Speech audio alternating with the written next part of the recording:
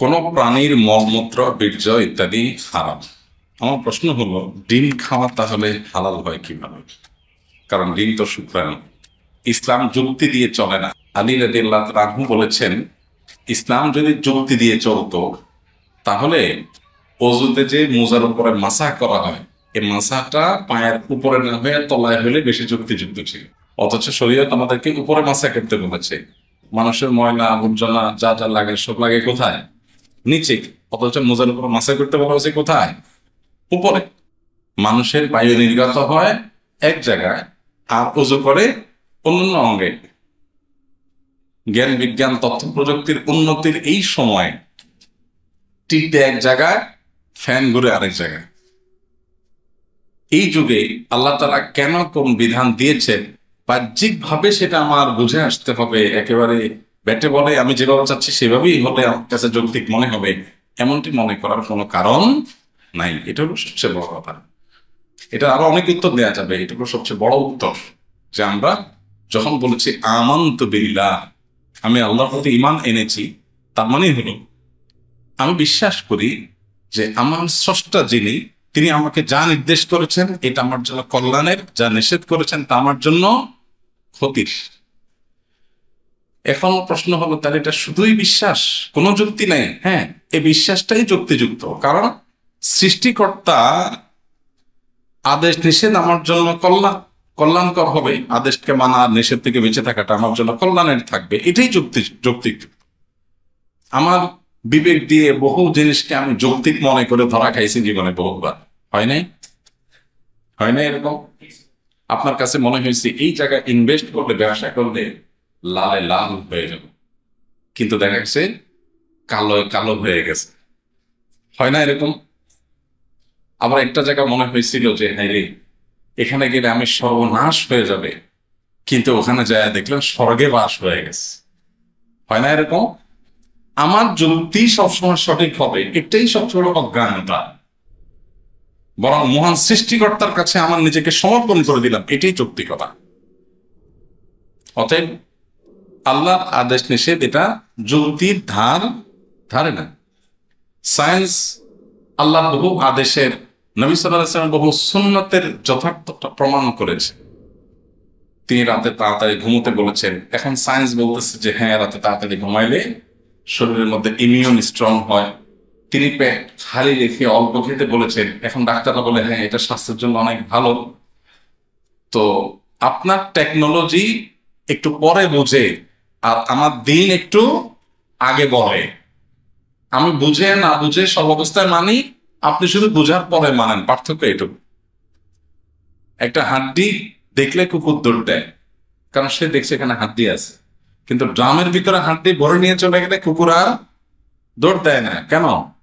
কারণ তার এত বুদ্ধি নেই মাথা যে ড্রামের ভিতরে কি থাকতে পারে, হাড্ডি থাকতে পারে। একজন ইমানদার, আল্লাহ তাআলা তাকে আকল দিয়েছেন, তার যেটা বুঝে আসে না, বাহ্যিক ভাবে যেটা তার চোখে রাডারে ধরা পড়ে না, সেটাও সে বিশ্বাস করে, কারণ জানে তার সৃষ্টিকর্তা যেটা বলে সেটা যুক্তির বাইরে হতে পারে। আমার বুঝে আসছে না, ডেফিনেটলি সেখানে বুঝের মতো জিনিস আছে। এটাই হলো ইসলাম।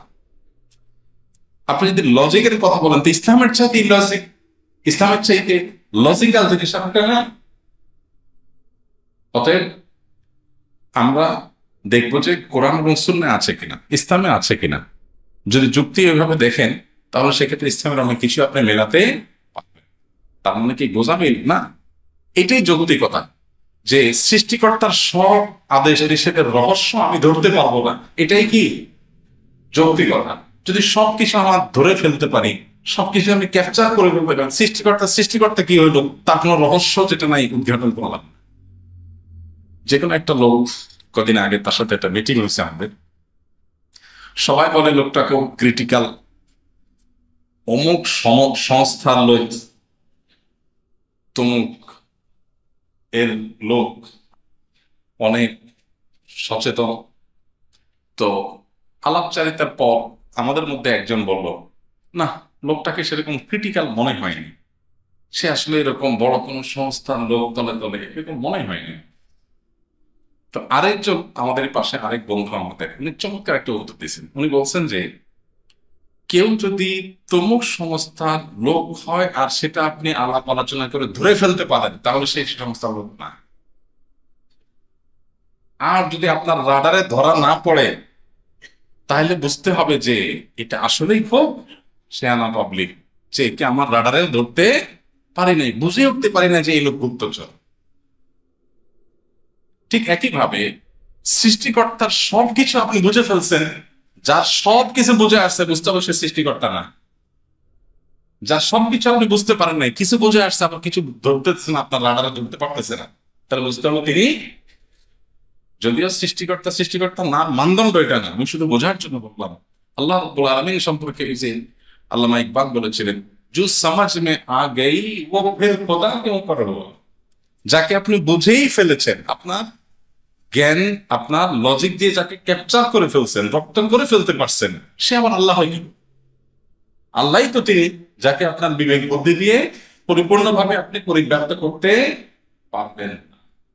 অসীম কিভাবে হলেন যে আপনি তার জ্ঞানের যে, তার রহস্যের যে সমুদ্র হাতড়িয়ে সবকিছু আপনি আবিষ্কার করতে পারবেন না। এটাই তো আল্লাহর অসীমত্বের প্রমাণ। আল্লাহ তাআলা আমাদের ঈমানগুলোকে শক্তিশালী করার তৌফিক দান।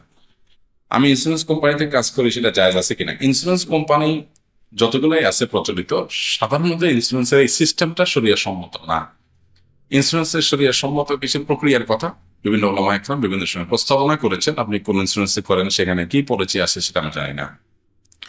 সপ্তম শ্রেণীর বই নিয়ে হুজুররা অনেক কথা বলায় ভালো, তবে যারা অনার্সে ইংলিশ বিভাগে পড়েন, তারা যে গদ্য পদ্য ইত্যাদি পড়েন, তার বেশিরভাগই পর্নোগ্রাফি এবং কুফরি কথায় যুক্ত। আলেম সমাজ এই বিষয়ে কথা বললে খুশি হব। সব আলেম সমাজ বললে হবে, আপনারা যারা পড়েন, মুসলমানের সন্তান, আপনাদের দায়িত্ব নাই? আপনারা কেন প্রোটেস্ট করেন না? আপনারা কেন প্রতিবাদ করেন না? হুজুরদের তো দোষী হয়ে গেছে যে হুজুররা সব কথায় শুধু বাঁকড়া কথায়।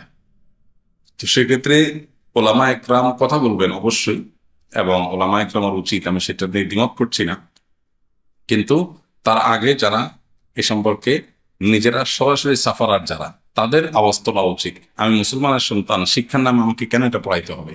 আমাদের দেশে এই স্বাধীনতার সেই 71 থেকে বা তারও আগে থেকে বলতে পারি, আমরা মুসলমানদেরকে কোণঠাসা করে রাখার একটা অপচেষ্টা করা হচ্ছে। এমন একটা ভাব করা হচ্ছে যে পড়াশোনাতে অনিসলামিকতা না আসলে, ধর্মহীনতা না আসলে, বিজাতীয় কালচার না আসলে আমরা উন্নত হব না। আমার প্রশ্ন হলো, এ জাতীয় চিন্তা চেতনার মানুষ যারা মনে করে ইসলামকে দমায়া চাপায় রাখতে পারলে দেশ স্বর্ণের টুকরা হয়ে যাবে, তারা 50 বছরে দেশে কি করতে পারছে?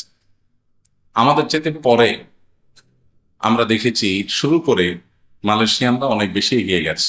তাদের রাষ্ট্রে, তাদের সংবিধানে, তাদের শিক্ষা প্রতিষ্ঠানের সবকিছুতে ইসলামকে তারা সমুন্নত রেখে চলে, ইসলামিক কালচারকে তারা ধারণ করে, তাদের মন্ত্রী মিনিস্টার আমাদের চাইতে বহুগুণ বেশি করে।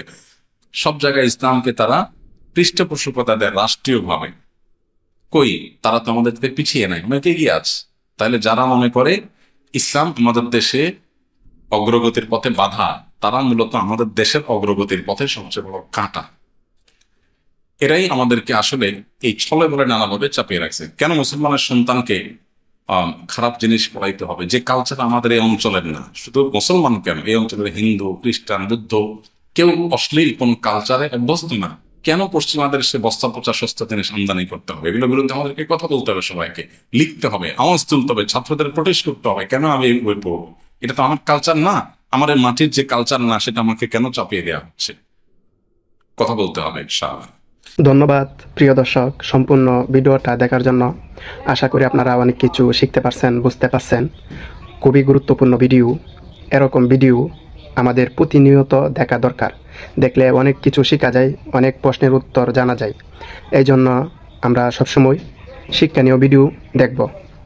আর এরকম ভিডিও দেখতে অবশ্যই চ্যানেলটি সাবস্ক্রাইব করে সাথে থাকবেন। ভালো লাগলে লাইক কমেন্ট করতে ভুলবেন না। আসসালামু আলাইকুম।